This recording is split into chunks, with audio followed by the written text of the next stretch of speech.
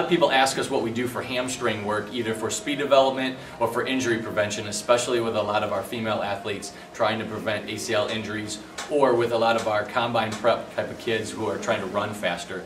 So one of the things that we do, is not the only thing we do for hamstring work, is we get guys or girls on a glute ham raise machine with their knees pushed in against the pad here, so they're kind of elevated up a little bit. From there, we get them in an upright posture as tall as they can get, trying to push the hips forward a little bit so we get a straight line all the way from their knee up to their shoulder.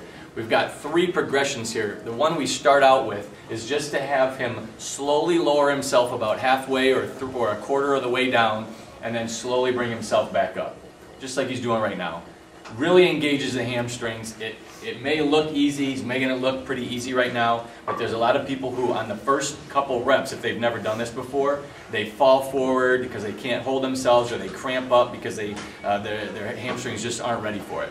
So that's the first progression. We would do multiple sets of this. If that's fairly difficult, we do it for maybe several workouts or even a couple weeks before we move on to the next progression.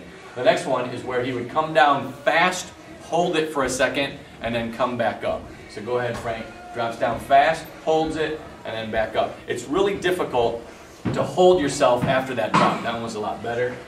He's making sure he's keeping his hips forward as best as he can. He's not breaking at his hips. Here's what you might see a lot of. Go ahead and break at your hips one time. Is people breaking at their hips and not able to maintain their posture. So that's what you would look for. If they're able to do this well, then we'll move on to the next progression where he's going to actually come down fast and come back up fast. So now it's almost like a plyometric type of effect where he's coming down fast and back up fast with the same exercise. Good.